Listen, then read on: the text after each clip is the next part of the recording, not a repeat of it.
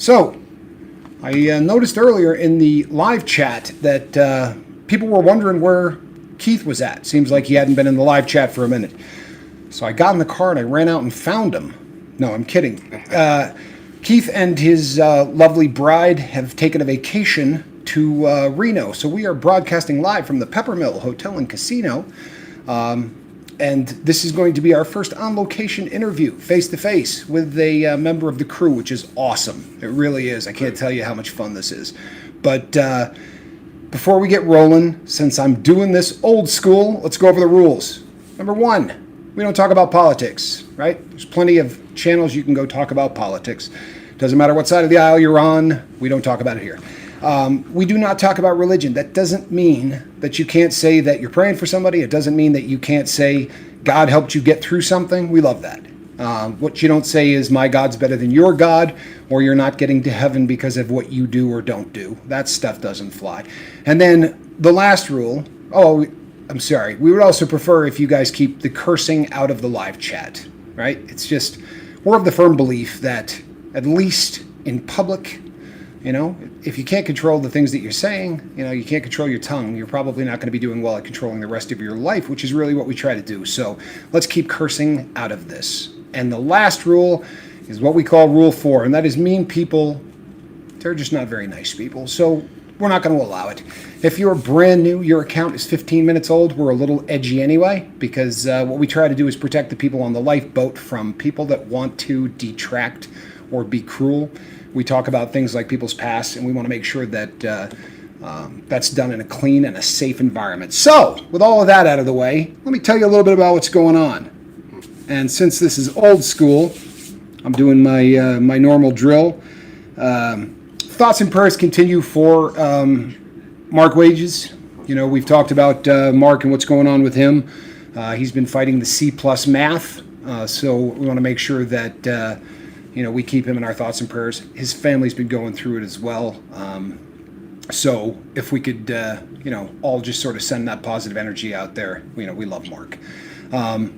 Now, so if you've been following the lifeboat at all, then you know a little bit about Keith's story, and we're going to hear a lot more about Keith's story today. But what was going on was Keith's a trucker. So he was on the road, and he has been taking drugs for pain management for a long time and wanted to get off of them. So we tried to get him into medical-assisted therapy. And if you remember, we hopped through some hoops trying to make that happen, only to have the doctor say that he had to wait a specific period of time before that prescription was out, even though he was already gone. By law, they couldn't do that medical-assisted therapy thing. So he wasn't able to start medical-assisted therapy until yesterday.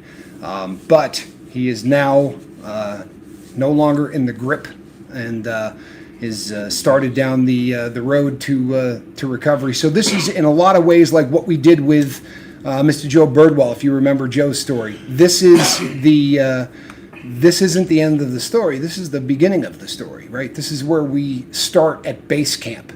But and we're going to bring you up to the base camp moment.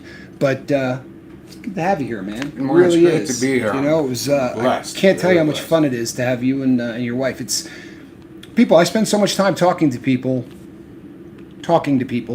and trying to help people sort of get on the road to recovery. But to sit down and have an opportunity to give somebody a hug, and it's. I hope that there's a lot more of this in the future. I really do, because this is beautiful. It is. I want to bring everybody up to speed to where you're at now. But to do that, we kind of got to start from the beginning. So the first question I ask almost everybody is, how old were you when you started your drug use, and what were the original drugs of choice? How did it start? I kind of grew up on a horse ranch in Sacramento area of California. Partying a lot, started with alcohol. There's weed, that's where I did my first line of cocaine. Yeah.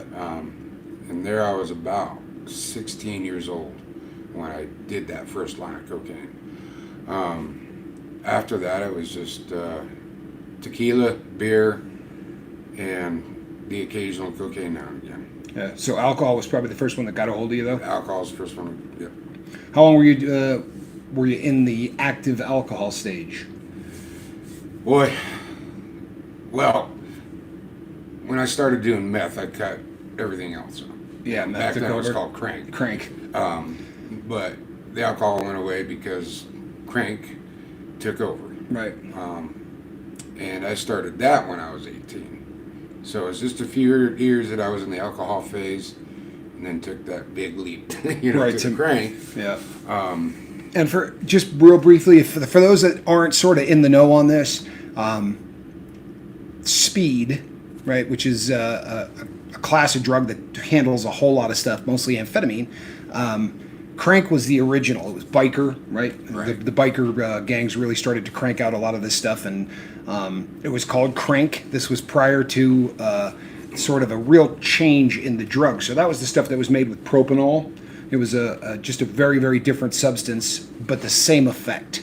I think the big difference when you talk to people that did a lot of both, what you find is that with crank, you didn't get all of the weird side effects that you see these days.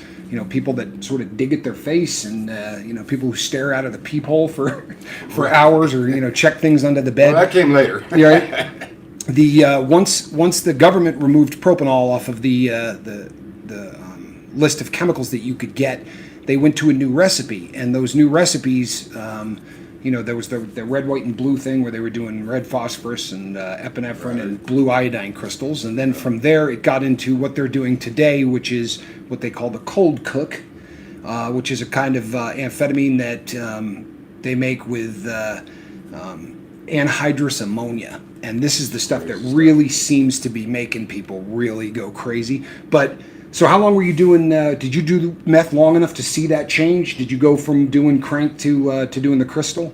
The transition was just taking place. Right. Because everybody, hey, we can be our own home cooks now. Right, So, yeah. so everybody was trying it, and there were people dying, of course. Yeah. A lot of garbage got made. Yeah. So, and I mean, you heard rumors of being made with battery acid. And, Yep. The list goes on and on and on. Gun bluing. So yeah, Bug spray. It was crazy, Yeah. So luckily, I got out of it before that transition fully, got a hold. And you got out of that. I mean, this was a sobriety thing where you said, "I'm done. I'm not doing this anymore." So did you swap one drug for another, or how did it go? Yes. Actually, it's kind of a neat story. My lovely wife, Roxanne, I met her at a truck stop, and I was tweaking. And as we got further in our relationship, she finally came and said, "Look, it's either me or the crank." Good.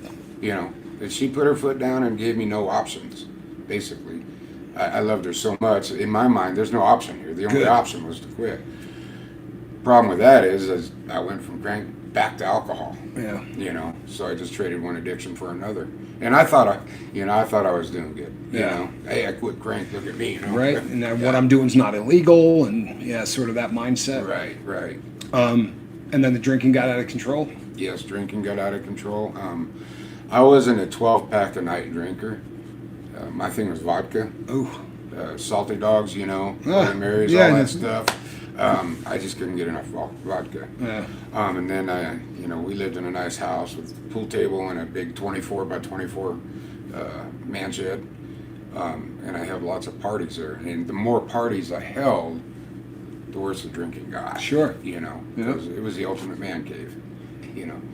So yeah, it was kind of a crazy ride though. Just the way the mind thinks. I thought I was just doing so good because I quit the crank. And I was on top of the world. My poor wife wasn't. Right. Yeah. Yeah, and you hear this kind of thing a lot, especially going from an illicit substance to something that's legal. You see a lot of people get off either coke or meth or whatever and start to drink. Sure. But from an addict standpoint, it really is, and we talk about this all the time. There are two components, to addiction, and what was going on obviously is that.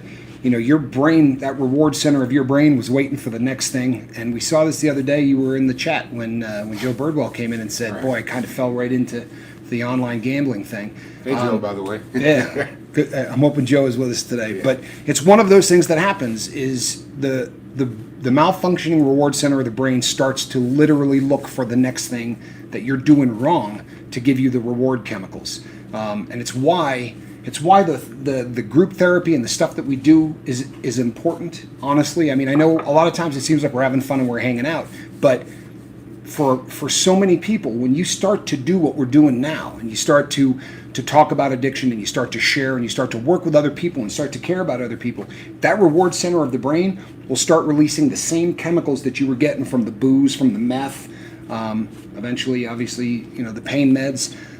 But the phase you're at right now, when we talk about how this is really base camp, the reason that sobriety is not the process of not using drugs. That's getting clean. Sobriety is living a happy life without having to feed something every single day. And when it really becomes a fulfilling life, we talked about success the other night. When life becomes successful is when your reward center of your brain starts to give you chemicals the way that it was designed to. The first time that you met your lovely bride, your brain flooded you with reward chemicals. When you guys got married, right? When you guys got married, same thing, right? When a doctor hands you a baby, this is what those reward, chemicals were put in the brain to make sure that the stuff that we do, we want to do again, the important stuff, procreation, right? Taking care of our kids, all of the things that need to happen for the species to continue. That's what the reward center is supposed to do. So when you work hard, all of these things, what happens with addicts is that gets off the rails. And all of a sudden you crack that beer and the chemical starts to happen. And this is why, when you talk to people, you were someone who had a problem with alcohol. That first taste, when it hits your lips, instantly you already start feeling better. Now we know that that's not possible, right? Because from a medical standpoint, it's going to take 15 to 20 minutes for that alcohol to get into the system to make you feel better. But it happens like that. And the reason it does is because that reward center starts to give you chemicals instantly. A lot of times, just having it in your hand as an opiate addict, you get to the pharmacy and you get that pill bottle. Yeah. So at what point did that you got off alcohol, correct? Yeah. Again, my lovely wife gave me the ultimatum. Roxanne, where would we be without you? Praise God for her. Right. She the drinking got out of hand, of course. Of course, I was in that self-denial. I'm only drinking 6-pack a night or whatever, and then the heavy stuff on the weekends. Then it got to be where I was having parties in the man cave on a daily basis. Right. So I couldn't use that. Well, it's only when we have parties in the man cave. I couldn't use that excuse anymore. So again, my wife said, well, let me step back a minute. I had a good government job. I worked for the county highway district. Okay. In my hometown in Idaho. And life was good. I had a maid, the benefits of retirement, everything that comes with a county job. And then on August 10th, 2008, I got a DUI. Oh, man. For those of you who don't know, as a truck driver, you lose that CDL. It's your livelihood. And if that's all you've done, you want to talk about a lost little puppy dog. I was lost. Right. No way to make a living. Yeah, in my hometown, there was, you're either a truck driver or a farmer, or you're working at the local mini mart, Right. It was about the only options. So again, my wife came up with the, hey, it's me or the alcohol. And of course, who did I go with? Right. Good decision again. Yep. And so I quit that cold turkey. And I'm not going to lie to you guys, I still crave that ice cold beer. Not because I want to get drunk, not because, I want to feel the buzz. There was nothing like coming home from working, right. And just drinking an ice cold beer. And I do miss that. But my wife's always like, And that's been since, that was 2008 when that... Yeah. Okay. Yeah. And then sitting in a truck and driving for all this time worked the back. Yeah, boy did it. Yeah. So when did the whole medical process with the back start? It started in 2000, late 2010. Okay. I was just driving down the road, and all of a sudden one day my whole arm just went numb. For all that's had back problems, you guys get that. Yep. Tingling, pins and needles. Yep. The fiery pain. of course, this is my first major medical ordeal that I've ever dealt with. Right. So I didn't know what the heck was going on, right? So yeah, fast forward a couple of months later, I was getting a double fusion in my neck. But right before that surgery, this is when doctors weren't afraid to give out pain meds. Sure. I mean, Dilaudid, the oxycodone, Vicodin, Norco, just whatever they could throw at me. Yep. You know, they just, here, one after the other. And she was an awesome doctor. She just wanted to make sure that I was in no pain. Yeah. And of course, the more I started doing, was the more it's like, oh, doc, this ain't working anymore, and she had no problem upping the script. And I think a lot of times people lose perspective on this because there are so many people that, I hear all the time someone will say, well, I had teeth out and they wrote me a prescription for this, or I had this and they wrote me a prescription for that. When you slide from seeing a regular doctor to a pain specialist, you get to a point where, the one that I had, the doctor I had, wrote me a prescription for OxyContin, and this was before the turn of the century. But she wrote me a prescription for OxyContin, and there were 10s in there, there were some 5s, there were some 80s, and she wrote on there, find your own dose. Literally, that was she said to me, come back in 2 weeks and tell me how many you're taking, and I said, where's the goal? Like, what are we trying to do? She said, no pain. Get to the point. And I swear to you, people, I continued to do this, and at the time I had a very bad back. I also didn't realize I had a very bad head. And my brain was saying, more pain, more pills. And the brain started to create pain for the purpose of getting fed. And you don't realize this at the time, but now I live, nothing's changed, except for the fact that I don't do this anymore. So I know that a great deal of that pain was psychosomatic, but with my doctor, I got to 12 OxyContin 80s a day. And when I went and told her that, she went, fine, wrote the script. I've told the story on the air a couple of times, but when I went to fill the prescription the first time, the pharmacist said to me, oh, I can't fill this. You're only allowed to get a month at a time. And I said, well, that's a month. Oh, wow. Yeah, I said, that's a month. And he said, oh, okay, I'll be right back. Wait. And 2 seconds. I mean, the police cars pulled up, and, and fortunately, the doctor's office was not 300 yards from the pharmacy, and she was about 4'9", and she came storming in there and yelling and waving her finger at everybody.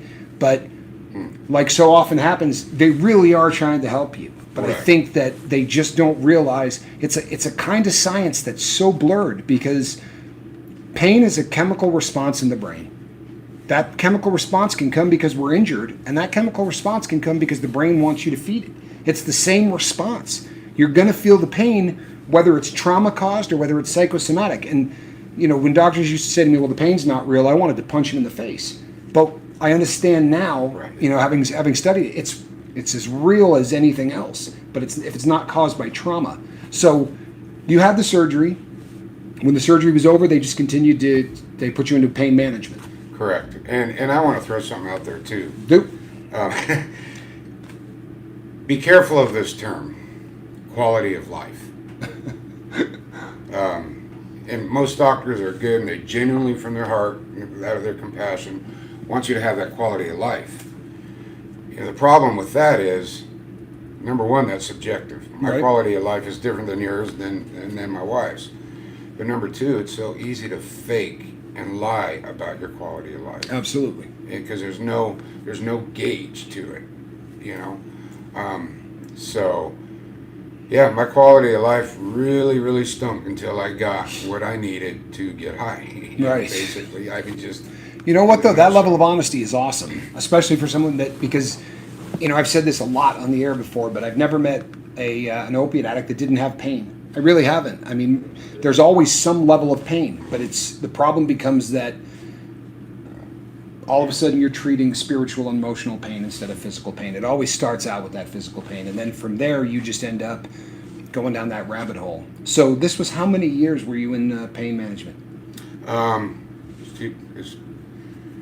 to do the math in my head. About 11 years now. 11 years. A little over 11 years. And progressing, obviously, they were raising the doses.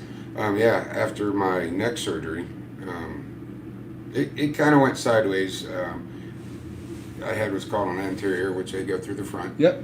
Then they reach in there and spread everything apart, Yep. and they get in there with little tools, right? And what they had to do, my discs were completely gone. So they had to take a little sheepherder's jack and jack my vertebrae apart. Yep. Put carbon fiber discs in there. Well, somewhere in the line there, they either cut or paralyzed one of my vocal cords. Oh, man. Guys, try whispering just try it for a day, let alone, what was it, 4 months? Oh, my word. I think it was, she, God bless her, 1 month.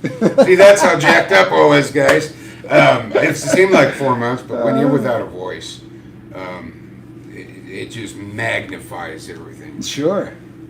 Because all you can do is whisper. You're pushing air, trying to just at least be heard. And what that does is that gets you dizzy, right? That magnifies your pain on several different levels. So, of course, just that in and of itself magnified my pain level. Sure. You know? So, yeah, they just kept upping the doses until I was kind of level. Well, in 11 years, that was really kind of, so you started before the real crunch of the opiate crisis, and you got treated through it. So that was a changing time. I mean, because it got to a point where the doctors that would say, here, take a duffel bag full of dope home, got to the point where they started getting scared because doctors ended up going to prison. Mm-hmm. You know, the pill mills in the South, really, there was so much, books were getting written, deaths started happening. Did they try cutting you back, or was it fairly consistent? It was fairly consistent. My wife tried cutting me back, you know, and thank God for that. Thank you, Jesus, because had it not been for her, who knows where that would have gone at that time without the restrictions that we have now. Right. Because my doctor would have just kept writing and writing, sure, until I had that quality of life. Yeah. You know. So they give you you go to the pharmacy, you pick up your pills, and they give you a 30-day supply. Correct. How long before that 30-day supply was not lasting 30 days? Whew. You know, I'm trying to put a timeline on it because I just kind of went peaks and valleys. And again, thanks to my wife, because she did this to me a lot, and I'd back off. So, you know, it's been a few years that I started running out, mid-month. Right, okay, yeah. But it didn't really get out of hand until these last, since my back surgery. Right. Which has been, just exactly a year ago. That's the second surgery? Yeah. Okay. So during that entire time, and this is, what's funny is I ask this question of people all the time, and usually the first answer I get will get modified somewhere down the road. But so were you swallowing these things all the time? No. Okay, good. No. That crushing them up? Crushing them up, and you talked about the freeway. Right. And I never knew that until you brought it up. In fact, if you remember, I was asking, I did this, but I don't know why. Yeah. I had no idea. Yeah, what he's talking about, people, this is fascinating. When we talk about how there's a part of your brain that sort of rules what's going on, and it doesn't always make sense. We were talking, and he said he was snorting Tylenol. He said, I would even crush the Tylenol up, which doesn't make any sense. And it does. It makes a tremendous amount of sense. Among people that use heroin, whenever you take acetaminophen and mix it into the heroin, the term used to be called freeway. And the reason they do it is acetaminophen, any of those drugs that thin the blood, if you've had a stroke and you see the commercials on television that say, you take a baby aspirin every day, and the purpose of the baby aspirin is to thin the blood so that you don't get strokes. Well, by thinning the blood, the opiate hits you a whole lot harder. So, and the purpose of crushing up the pill, when they're giving you, as opposed to taking a Norco or they're giving you instant release opiates, you take them, you swallow them, they get into your system, all of a sudden you're getting treatment.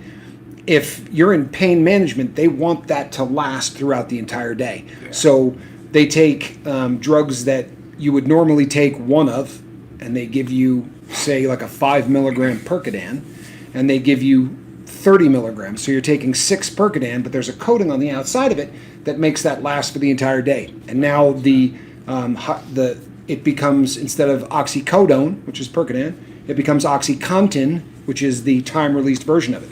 But if you crush that pill up, all of a sudden it becomes an instant release, and you're getting 6 doses of the pill like that, which is great if you're trying to get high. What's bad is it isn't going to last you 12 hours. It's going to get into your system, you're going to catch that buzz, and it's going to be over quickly, which means you start doing this number, which is this is the part that drives opiate addicts insane. You get the relief from the back and the high, and then 5 hours, 6 hours in, it starts doing this one fast. And by hour 8, you're crushing up the next one. So it doesn't surprise me Hour that, 8. yeah, right? Yeah, maybe in the beginning. So, again, I didn't know why I was doing this. When I was prescribed the Percocet, I noticed it worked better than just a regular oxycodone. Right. Still had no idea. So I started crushing the Percocets. And what was crazy about it, just think about this. What's a regular Tylenol? 750 Of the milligrams? of the milligrams? I think it's 750. I'm not sure the dose. I think 500? Yeah, she's right. It's 500. Once you get above 500, 500, it becomes a prescription dose. Okay, so 500 for every Percocet, which already had the acetaminophen in Correct. it, right? It's 320 to the 325. Correct. So I was crushing with every Percocet that I crushed 2 extra strength Tylenols. Oh man. With that. So towards the end of that, I mean, depending on the day, I was crushing 20 to 30 Percocets a day. Good Lord. Do the math on that. How I'm not dead from Tylenol. Well, exactly. God bless your liver. Yeah. One of the beautiful things about that's the only organ in the body that bounces back, and it really does. God knew what he's doing. If you feel like you're destroying your liver, stop today. If you've ever looked into that organ, and obviously what the liver does is it's a filter, right? It's just a filter that filters out poison, and alcohol is considered a poison. The drugs that we take are considered a poison. For as far as our body's concerned, it needs to be filtered out. And not so much the opiates. That our body has a process of taking whatever we put in there, turning it into the morphine molecule, and then processing it out of the body. But the acetaminophen is hell on the liver. When somebody wears a liver out and needs a transplant, it is the only organ in the body where I could give you a quarter of my liver. It's called a lobal transplant because they literally take one lobe and they put that in your body and it will grow into an entire liver. That's crazy. It's crazy. It is, and maybe it's by design. Maybe the. I like to think so. Yeah, I would like to believe that God had a handle on just how stupid we were going to be, right? Because it is one of the. It's one of the organs in the body that we wear out, and through normal usage, the liver is great at what it does, and it will last a lifetime, and it's just very, very efficient. The trouble is, we beat the hell out of it. Oh, yeah. Alcohol, the acetaminophen, all of the stuff that we do to party is usually really tough on the liver. So, I'm not trying to bust chops, and I'm not trying to make anybody angry or anything else, not at all. You're driving a really big vehicle. Yeah. This had to be something that was weighing on your head. You know what I mean? You talk about grace of God, because if somebody runs into you follow me? Oh, I mean, it doesn't even have to be your fault. But if you ended up in an accident and they tested you, that would have been. I mean, you would have been in prison. So when I first got on the pain meds, right, it was actually legal to drive. Right. The opioid epidemic hadn't been publicized yet. Right. So I had a prescription, and the only caveat to that law was just you cannot take more than what's prescribed. Correct. Okay, so I was doing good there. Then the opioid epidemic happened. Then it became illegal to drive. Right. I cared, but not enough to quit. Oh, yeah, and I get that. Weighing heavy on my mind, there are several things that weighed heavy on my mind. Number one, mostly, what's it doing to my wife? Number two, I drove a wedge between me and God. I feel like. Been there, done that. And number three, I take what I do very seriously. And I take pride in that. must not have been serious enough, because when it came to the opiates, Yeah. that took a back seat. You know, Everything does. and I praise God every day for, you know, again, He knew what He was doing. Just to think that thought. You know, we as truck drivers, we battle enough with laws. You know, we got our logbooks. We can only drive 11 hours a day, work 14. So I could go into a myriad, but even I could have been as legal to the second on my logbook had I hurt somebody or killed somebody. And thank you, Jesus, that I never did. It doesn't matter. That all goes away. No. Yep. You know, You'd have been going to prison. I've been going to prison. Yep. You know, And I did because of what, I'm on federal probation. I drug test up to 21 times a month, and I probably got about another year of that. The feds are a little different. Instead of doing probation to avoid prison, you go to prison, then you have to do probation. It's their way of babysitting you for up to 5 years after you've already left prison. But for the drug tests I have to take, they mail you this packet, and what's in there is the Department of Transportation. Just in case, I guess, you happen to do something, they have cutoff levels. So if a person tests, they'll tell you how many parts per million. So if by some chance you had a tooth extraction or whatever, and you had taken one Norco or whatever, there are cutoff levels. But it was so funny to me because I knew I had all of the stuff that when I was in prison and I was failing drug tests and I was, still getting high and all of that. And I would look at my parts per million and I would compare it to what the cutoffs were. Mm-hmm. They don't allow much. I have a feeling if you touched one of those, you would probably fail. So there really is a lot of, whatever you people believe, right. Luck, whatever, grace of God. It's amazing that you got through that. The nice thing too is that the medical assisted therapy that you're on, it's not an issue, right? This is one of the few substances on the planet that they just know that it's not something that's going to interfere with that, and it's protected, which is really great. So you knew Mark Wages, right, for a long time. He came across the lifeboat. When you reached out to me, what was the catalyst? I know that that the majority of this was Roxanne. But at what point did... She's my rock. Yeah, no question. Has been through everything from the day we met. She's been my rock. Well, it seems to be a recurring Right. theme in this story is that you put your foot down and Groundhog Day. and he finally gets it together. Right.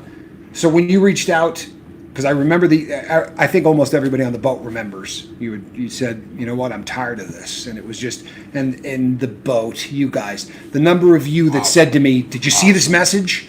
I had people taking screenshots of what you wrote and sending it over to me. And again, luck, grace of God, whatever it is you want to believe. We were gone from this platform for a while. And the day that we came back was the day that you put that there, which is just kind of ironic. What an amazing story that in and of itself is pretty cool, right? It really is. And honestly, the number of people on the boat that screenshotted your comment and said to me, "Hey man, you got to reach out to this person," which was funny because by the time anybody had said that, you and I were already, you were on it like that, doing our back and forth stuff. But what was the straw that broke the camel's back? First of all, I'd like to tell you all, thank you so much for everything you do to help people like myself and many more to come. I have never felt the love, and I'm not talking just internet chat or whatever, right? Just from a group of people, period. Whether in person, and I've done the AA thing because of my DUI and all that. The love that all you guys gave me and showed me, your compassion, your willingness to help, the fact that you didn't judge me. Many of you said, "Hey, I've been there."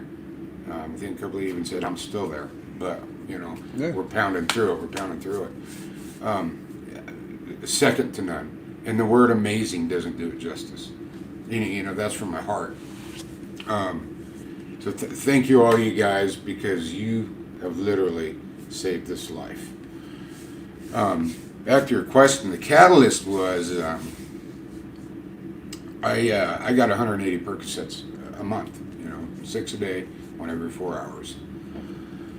And I was getting to the point every month that I was running out you know, in 2.5 to 3 weeks, and then it became 2 weeks. And of course, there's, you know, other places I'd Sure. score. Yeah. This last month, I was down 1.5 weeks or something like that, and that was at my peak where I figured almost 30 a day. Good Lord. Just the acetaminophen alone. Mixed with, yeah, right. And I call it a God thing. Good. I call it grace, I call it mercy, and I call it God doing this to me. I just got tired of it. Sick and tired of it. Because as I sit there and I think and I think and I think, it's like, my God, what am I doing to my poor wife? This is breaking her heart, and I know this.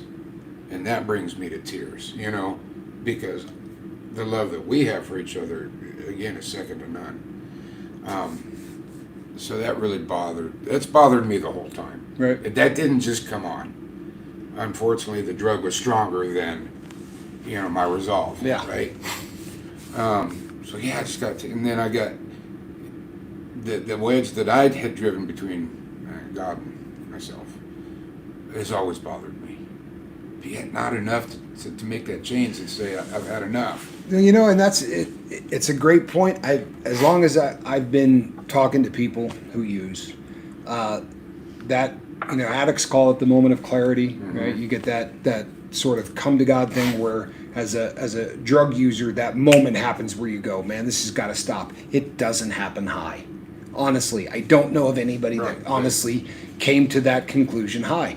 And like the first time we talked, and I will say, people, that the first time we talked, that was the same answer I got. You know, we didn't practice any of this. I came over and we just started talking. So I'm learning most of this the same way that you all are. But the first time we talked on the phone that day, and I reached out to you, that was the answer. He said, you know, this has driven such a wedge between me and my wife, and it's killing me. Yeah. You know, I really feel like I'm just not being the husband that I should. And I will tell you that it is cool to see these two together. It's honestly, anybody that's married as long as you two have and still get along is just beautiful. And I love that. I really do. That's beautiful stuff. She's amazing. But if you remember the day we talked, I said, with all due respect, when did you run out? You know what I mean? Because I knew, you know, this is the, and that's why I sort of jumped on you, and wanted to make sure that we got you into the boat. And I probably roughed Keith up more than anybody else that's ever come onto the boat. Yeah, I deserved it. Honestly, I'm ready for it. I needed it. But what I'm learning, the longer that I do this, I'm learning, and there's a window. There is a window, and it closes. And I've watched it close so many times where somebody says, man, I'm ready. You know what I mean? I want to do this. I want to. And if you don't get somebody right then and sort of get them into the okay, you want to quit. Well, here are some steps that we could work on. If that doesn't happen, then what you end up is that window closes. And I remember saying to you on the phone, the closer we get to that next prescription, and I was talking to Roxanne on the phone, I said, boy, we got to do this now, because if you think this is a decision that he's going to make 2 days before he gets his next script, that's just not what happens. And it's not a character defect. This is something that society doesn't seem to get. It's not a character defect. It's not a willpower issue. It's not. It's a malfunctioning center of the brain. And I remember talking to you on the phone when you're beating yourself up, and I said, what I'd like you to do is just a quick exercise. I'd like you to maybe stop your heart for 3 or 4 seconds. You know, not long enough to kill yourself. Just sit down and concentrate and make your heart stop. And it sounds ridiculous, right? But when you start to study how this longing, that automatic negative thoughts, the ants, the voice, the calling, whatever you want to call it, that sort of demands that you feed the addiction, that's coming from the same part of your brain that makes your heart beat. And there's a million of them ants, by the way. Oh, there is a million of those ants. It's not just, you know. No, there is a million of those ants. It's all consuming. No question. And it works at you from 500 different ways. Right? You get the logic part of it, and it'll come at you logically. Well, you know what? If I had done this right, I mean, they give me 180 of these. All I got to do is take them the way I'm supposed to, and I'll be in good shape. I can do this. And it starts to, like, push all of these little buttons, knowing damn well that, and you know it, but the brain, and Swiss Vapor has had an angle on this before, and so has as Nile. Nile describes this beautifully, but you're really in a boxing match with your brain. You know, there's the part of your brain that hangs out right here in the front knows that you are really screwing up. And it knows that all of those automatic negative thoughts that say things like, well, you can just do what the doctor tells you and you'll get it under control. Right. That part right in the front's going, baloney, right? There is no way you're going to do this. And you deep down know that. But the part of your brain that makes your heart beat will try to do everything within its power to derail you. And I say I wasn't really nice to Keith the entire time. And when you said, well, I'm thinking maybe, if I took these the right way, I said, oh, don't start with that. And I did, too. I started going down that road, and my wife put the brakes on that, and you, and... I said, don't even start with that. Come on. It didn't take much to go down that road. No. No, and that's the key, people. If you're listening to this today, and today, by the way, might be 2026, right? These things don't come down. But if you're listening to this today, and that window's open, trust and believe you better jump through it. Jump on it. You better get on it, because that window will close. And all of the different things that today are telling you that this is the time. I'm sick of the chase. I'm sick of waking up sick. I'm sick of this. I'm sick of that. I'm sick of that. That window will go like this. And the closer you get to that next script, that window gets smaller and smaller. And it gets to the point where you will have to throw a chair through it if you have any intention of trying to get out. And from having done this for a while and working with all kinds of people in all kinds of addictions, we're talking today about opiates. But it's not particularly unique to opiates. This is every kind of drug. And it's not that people don't come back. It's not that people don't decide that they're then going to quit. But it's never a week later. And it usually isn't even when the next batch runs out. Usually because the progression of the addiction continues to get worse. So if we don't get you then, what ends up happening is we might be a year down the road and it's going to be just as ugly times 365 more days of the addiction progressing. Now, this is where it gets crazy, and there's just no way for me to make anyone understand this, but I promise you it's a fact. You quit. You haven't done opiates since the last day of December, correct? Correct. Okay. Last day of the year. So 2022 has been an opiate-free year, which is awesome. Congratulations on Thank you, that. Jesus. For real, that's beautiful stuff. Thank you. However, I'll tell you right now, your addiction is still raging. It's getting worse. It is growing as if you were feeding it. My addiction is 6 3/4 years uglier than it was when I quit, because it continues to grow. And the real proof of this is when I got out of prison the first time, I had been in prison, and that trip to prison I didn't use. I was really ready to just get it together. And when I got out of prison, when I relapsed and I started to use again, you would think I was starting from scratch. You would think I could have gone back and been doing 1/10 of a gram of heroin and life would have been good, right? But I ended with about a 3.5 to 4 gram a day habit. And within 2 weeks of being out of prison, I was doing 7 grams a day. And honestly, 2 weeks, it was like this. Because that addiction grew the entire time I wasn't using. It was a daily event and it's just the way it goes. It just continues to progress, which I realize doesn't make a lot of sense. But it is exactly what happens, which is why for any substance that has some form of medical assisted therapy, I always recommend it. I'm not a doctor. I always tell people to talk to their doctors. But MAT, medical assisted therapy, is really a beautiful... Need a pen? Oh, I didn't want to interrupt. No, don't even worry about it. I'd like to feed off what you're talking about when you're done. I got something. Go ahead. We got nothing. We're good. Okay. Thank you, my love. Thanks, Rob. So, going through the AA, NA, whatever other programs are out there, and I'm not saying they don't work. No, I'm not saying they're bad. There are so many people that those programs have helped. Yeah, tens of millions. Each individual is unique and different. Yeah, no question. Sometimes it's about finding the right program that works for you. But Always. Aside from that, I quit doing these drugs first and foremost because I ran out. And that's when I hit rock bottom. Sure. And when I hit rock bottom, well, that's when I found God was a rock at the bottom. Right. Funny how that works. Other than my wife. I've heard so many times people say, "Man, do it for yourself. You got to do it for yourself. You got to quit for yourself." Right. I'll be truthful and honest. If I was just doing this just for me, I wouldn't care. If my wife went out with her girlfriends all the time, went shopping or whatever they do, and she said, "Honey, knock yourself out. I don't care. I'll be gone with the girls." I wouldn't be here right now. And that's the God's honest truth. People, whatever drives you to do this, don't, and this is going to probably tick a lot of people off, don't fall for that line, man. You're going to have to do it for yourself before you can do it for anybody else. Baloney. Baloney. And I would call anybody out on that anytime. Because of the hurt I was causing my wife, the destruction to our relationship, Yeah. the destruction, well, that's not the right word, the wedge between myself and God was enough to say, I'm done.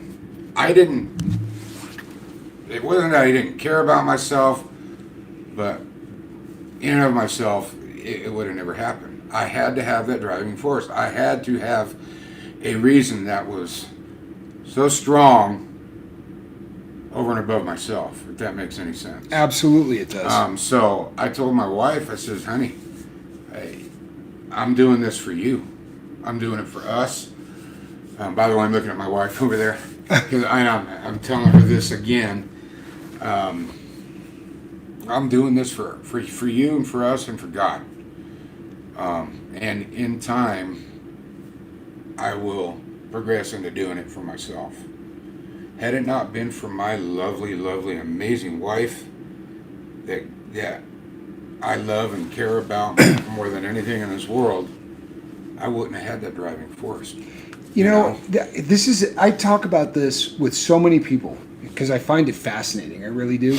And I think it's semantics sometimes, honestly, because when people say you got to quit for yourself, when the time came when I worked with Q, the guy that helped me get sober, and he said to me, "I want you to go make a list of your whys." Right? That was page 1. I went and wrote down the whys.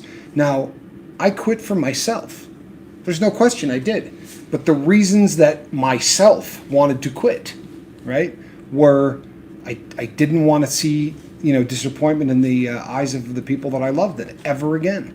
Now, there will be people that will say, I quit for those people. I most assuredly quit for myself. But what were the driving forces that made, Tommy's self finally feel the need to stop? So I honestly think that people get hung up on that. I think it's one of those subject matters that people tend to get hung up on. And you definitely quit for yourself. And why that self felt the need that this was the time had an awful lot to do with Roxanne. And it had an awful lot to do with God. But I think where this really first, transpired and where we kind of went down the rabbit hole on this is that you find people that get shoved into, and that's when they say, you got to be willing to quit. You know what I mean? Sorry, folks. I didn't want to interrupt them. Yeah, no, you're good. I think what happens a lot is that, like, if you grab somebody and you say, we're going to AA today, and you drag them in the room, and that person is, still deep within, you got to a point, you ran out of the substance that you had, and when you left that message, that was you wanting to quit. And that's what I think people really mean. So when they say, you got to do it for yourself, no, you have to be ready to do it. There can be 500 reasons, but that day you were ready to do it, and you were ready to do it for yourself. Why? Because you love your wife, because you feel like there's a wedge between you and God. All of those are super legitimate reasons, but you were ready. Yeah. And I think that's really, but people do get really hung up on it. And I'm not saying, obviously, really obviously you're not, but I've said this a million times, when people, say, well, I'm doing this for me and they're not doing it for anybody else. When I hit those days where I really struggle, and every addict does, this isn't a sprint, it isn't a marathon, it's a life. So there are going to be days that suck. And on those days, if you're driving to the liquor store, the love of self will keep you driving to the liquor store, in my opinion. But if you're on the way to see the dope man, or you're on your way to see whatever, and in your head is your wife or your child or any of those things, those are the things that tend to keep you from using. And that's my Right. look. I'm no guru. I'm a guy that wears a captain's hat that's been to prison. But for me, and in my experience with the things that I've seen, those whys are really things that drive this. Those are the things that really make people sort of want to continue down the road of sobriety. One second here. Yeah. And you know what, people? If there's any questions that you all want to fire at Keith, because I am so blind. It is just sad. Hold on a second. Okay, yeah. Because what I don't want to do today is run long, because we know that from just a straight statistic, if I run this thing too much over an hour, I'm going to cut out about half of the people that will watch it. Sad but true. On this particular platform, anything you do over an hour is pretty much a death sentence to make sure anybody see it. So we do like to come in right at that 1 hour mark. If there's any questions, the man has a tablet. You can feel free to fire any questions that you want at him. He can read anything that you're saying. And he's got glasses on. Wasn't necessarily smart enough to bring glasses. I'll tell you something else, people. I brought the whole setup to do this live. Hopefully the 5x5 is, that we're coming in good. My tripod is on the floor, and the camera setup is sitting in a drink tray, because I didn't bring any of the correct, adapters and everything else. I am so challenged. Where's Seventh Son to say something funny about my my inability to, my absolute inability to get things done. People, tonight I'm going live on here on the YouTube platform, and I got a story that I want to tell you. I don't want to take away from what I'm doing right now. It's a pretty unique moment, because we don't get an opportunity to do this. But I heard a really awesome story yesterday. I say reach out and try to save somebody. I got a story to tell you tonight about someone that did that. So tune in tonight. I got a good one for you. It's I definitely want to give it more than a cursory sort of deal, but I don't want to do it now. Please do tune in tonight. Joanna W says 5x5. Thank you. No questions have appeared yet, so I think it's too bad we're just down to an hour, because we can go on forever with this deal. Well, here's the good news. Especially the last week. Well, and here's the good news, is that when this is over, I would say that there's an excellent chance that you will probably end up in the live chat, and you guys can sort of, for maybe a minute. you'd be there for a minute or two. Danny. Okay, yeah. So pop over to the live chat when this is over, and I promise you that there'll be an opportunity to do some of that as well. People, I want to encourage anyone who happens to be cruising across the country to let me know that you are. This was awesome. It really is. It's fueled me up in a way that not a lot has in a very long time. Thank you, Arizona. We really do have an opportunity to build friendships on this format that are real, and I'm taking nothing away from that. But this is the proof of it. I got a hug last night when we met that I almost had to call 911 to end. Right? You know what I mean? There is really genuine affection that gets built up on the boat, and I have never really had an opportunity to see it live, and it was nothing short of amazing just how real it felt. You know what I mean? It really was something that. Ooh, good question. What do you got? The Swiss Vapor. Keith, how is it now? The feeling sober from opioids. How's your wife doing in dealing with the new you? Loving it. I don't know if y'all can hear her back there. She said loving it. The microphone picked that up, but she said I'm loving it. Swiss Vapor, I'll be honest with you, man. This journey's just begun. In fact, I don't know if you've been following what's been going on with me for the last week, trying to get the I just call it MAT, medical Yep. assisted therapy. It's been quite a frustrating, gnawing journey. Anywhere I'm trying to get home so I can start this therapy. And in the meanwhile, I'm going through, the withdrawals because I did so much, so they lasted so long. The shakes, and I'm getting frustrated, and I'm getting scared, and all the emotions are just like a tornado in your head. So when I got home, I finally was able to start that medical assisted therapy, and I could testify, truly made by Jesus himself. I mean, wow. Incredible, right? The difference. I'm doing good, but it's not over. Oh, God. This journey's just begun. And I'm going to have my highs and lows and ups and downs. I could tell you right now, and because of the Suboxone, is I haven't thought about pain meds since I've been on them. Is that beautiful? And I'm honest about that. That is the God's honest truth. Yeah. I have not thought about them. In fact, what's been on my mind most is this family, this crew, you and Mark and everybody out there. I am so excited about the future. Not only for myself and my wife, our relationship and where that's going to go now. To be honest with you, because ever since we met, I haven't had a day sober. Yeah. Wow. And now this is, we're blazing new trails here. But what an exciting time just to be a part of the lifeboat, this crew. I'm already thinking a million ways. What can I do to help now? No. Especially as a truck driver, Yeah, right. So it's been good. No, good's not a good enough word. It's just been amazing. I'll tell you something.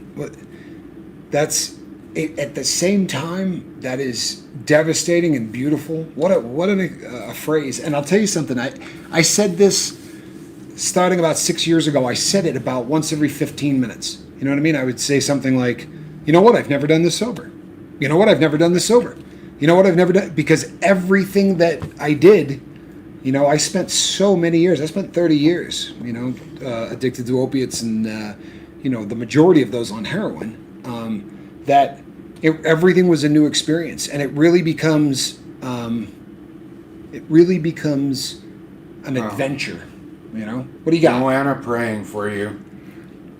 You know what? Everybody, thoughts and prayers for Joanna. Joanna is actually doing this from a hospital bed, which I find absolutely remarkable. She's been, staying completely plugged in, which is awesome. Fi, you're awesome. All of you are awesome, but Fi, thank you for that. Thank you. Jacob Forrester, opiates are always mean about getting kicked out. That is a really amazing way to put that. Jacob, I love that. Opiates are always mean about getting kicked out. I don't envy those that have that particular addiction. None are easy, but that physical pull truly sucks, and that's on a good day. Well put. Right. Well put, Jacob, Yes. for real.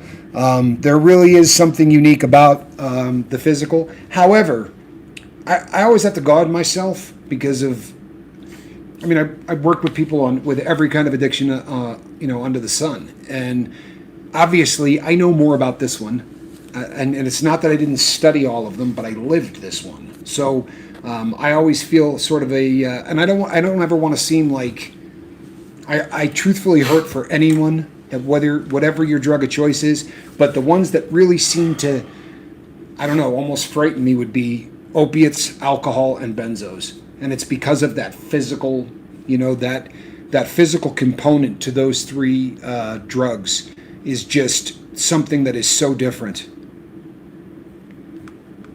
Miss V says having sharp pains and doesn't know why. Sorry, Miss V, yeah, we'll keep you in thoughts and prayers as well. I do want to hit something that I think is very, to me, this is a vital organ in the body of what's going on here. What you were saying about there's a window of time, right? Yeah. There is that window, and I can, again, testify to that because Tell you what happened, guys, is I was trying to get home and I got stuck in Wyoming snowstorms. The roads were shut down for 2 hours. Then my boss wanted me to take a load to Texas and back, and it was just, not 2 hours. huh? 2 days. 2 days, not 2 hours. Sorry. This man would be lost without you. You know Right? this, don't That's you? a true fact. I'm not kidding. So it's just one God. thing after another that, was just going on. And the longer this went on and the more things happened, I found myself, I even asked my wife, I said, I'm not going to get these for a while. I didn't give up, but I was just that frustrated. Yeah. It's just like, is there any way, anywhere I can just get a couple oxys for the pain until this starts happening? So I had already started slipping back into that mindset. And, was it pain? I don't know. I'm not a doctor. I don't know why. You can explain it. But I was already going there. Yeah. That window of time was shutting. Well, and you know what's beautiful, though, is that you're screwed, because whenever that happens, Roxanne's going to call you Right. anyway. She's going to reach out and say, do you know what he said? And yeah. Yeah. She's going to reach out and say, do you know what he just said? So you've got, you have what that added, sort of deal that you have to deal with. People, we are at the top of the hour. And I'll tell you what we're going to do, though. If you want to go over to the live chat, let's see here. Great connection to have, Keith. Yep, no question. Your brain can lie about pain. Jacob, you nailed that. Polydrugs. Polydrugs and when people use the term poly, they usually are referring to people who use more than one. That has been my, like when they talk about polyaddicted, they'll talk about people who are addicted to more than one substance. That's been my experience. I'm not sure if she's talking about the same thing. Miss V says, okay, love you all and talk to you all later. People, head over to the live chat. You know how to get there. If you don't, shame on you. No, I'm kidding. If you don't, what you want to do is check that drop box. Reach out to us. We'll try to get you set up so that you can start to go over and do that. Stacy Michael says, yep, Tommy, good. I love it when I don't mess up. Oh, a couple more things. Sure. I know a lot of you have made comments or have asked me, within this last week, because you all know I'm driving and I'm a driver. And the question has come up that, hey, are you texting and driving, or how are you doing this while you're able to drive? I do have my tablet's mounted right on my dash right in front of me, so my eyes are on the road, but I don't so much watch it as I do listen. And then I have my cell phone when I do need to or want to talk with you guys and correspond. I do the talk to text thing. Right, with the little thing that hooks in. Yeah, and I do have a Bluetooth that reads everything aloud. So Perfect. yeah, it is hands-free. I'm not tap dancing on my keyboard. So. Right, good. Yes. Yeah, he's got a big wide screen that covers the entire front of the truck. Yeah. Can't look out, and while he's typing. It's one of them curved TV Right. deals right there. Yeah. 80-inch widescreen where the windshield ought to be. I wish I had a truck that big. Right. All right, people. To make sure that we don't keep anybody from watching this by going too long, we're going to wrap this up. We will be going live tonight. I will be there at 6 o'clock on the same bat station right here. I want to thank everybody. I really want to thank you and Roxanne. Thank you for having me. I'm telling you, you have made my weekend. This has too. just been. This is an honor. No, come on. This has been absolutely amazing, and you know who to call if he starts getting a little out of line. We'll shame him on for the entire world to hear. We'll just shame him back into line. No, I'm kidding. I'm so excited for your journey. I really am. People, thank you from the bottom of my heart. Do you know what it feels like to hear him say, the love and everything that he got? You guys are amazing. This is the fruits of your labor right here. Do you realize that? This is what you have done. So God bless all of you, because this is the proof right here. Huh? How cool is that? So I'm Captain Tommy Scoville. Tonight we will see you. Between now and then, people, do what Swiss Vapor did. Reach out and save somebody. I'll tell you that story tonight. Adios. Now I got to get up and walk over there. All right, people. Love you guys.